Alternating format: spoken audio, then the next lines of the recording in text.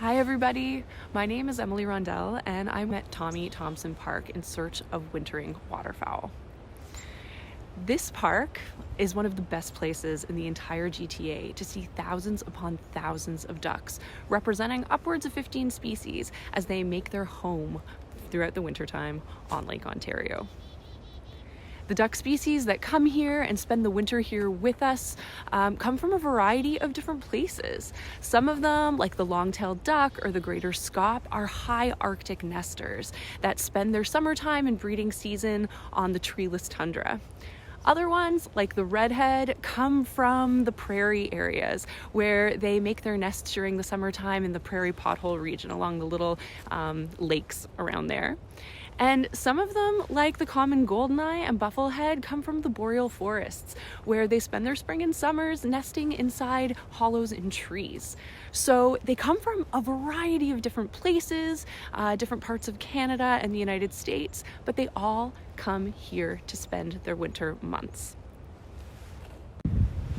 Although you can see these amazing waterfowl spectacles pretty much at any point along the Lake Ontario waterfront, Tommy Thompson Park is really special. The amazing restored wetland habitats and protected shorelines just really create a wonderful and enticing place for a lot of ducks to congregate. And so if you are interested in seeing this amazing natural wildlife spectacle in the winter months, come on down to the park. Now, what makes this part of the world so enticing for ducks in the wintertime? Well, it has to do with the fact that Lake Ontario is a fairly large and deep body of water, and it doesn't freeze. Regardless of what kind of duck you are, you need to find your food under the water. And so in wintertime, it can be difficult to kind of make your home in more northerly latitudes or on really small bodies of water because they freeze. Here though, on Lake Ontario, there's pretty much a guarantee of having open water at all times, and this is one of the places that waterfowl stop because they know that they can be on kind of a liquid lake and find the food that's underneath the water surface. Now, one of the most common duck species that you're going to see at this time of year at Tommy Thompson is the long-tailed duck. This species is pretty much unmistakable. They're black and white and have really diagnostic and variable patterns. The males have a long tail from which the species gets its name. And one of the best things about long-tailed ducks is the fact that you can hear them often before you see them. They have a very kind of singing omelette type call that you can often hear as you're just walking along the Toronto waterfront in wintertime. Another species that you'll probably get a glimpse of if you come waterfowl watching at Tommy Thompson is the common goldeneye. Now, common goldeneye males and females look quite different, but the males have a beautiful golden eye and a really obvious white patch right on the side of their cheek. These ducks are also pretty silent, but if they happen to fly over, you can hear the whistling of their wings. It's a really diagnostic feature of the common goldeneye.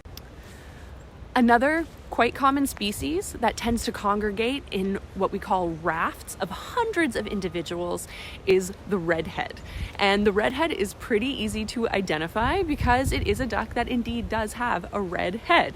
Now, this is a lot more obvious in the males. They have bright red heads, whereas the females are often a little bit more drab. But males and females have a really similar pattern, and they often do kind of hang out in groups together. So they're often pretty easy to identify as well.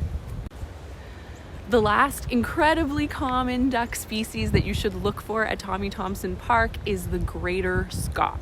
Now, greater scaups often form rafts with redheads, so you'll see hundreds of sleeping ducks kind of all together on the water, and often many of them are redheads and many of them are greater scaup.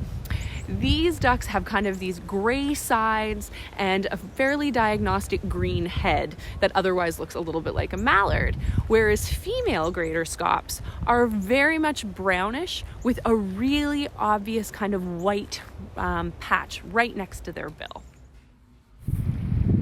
Thanks everyone for joining me today to learn about these waterfowl species who we only get to enjoy in the winter here in the GTA.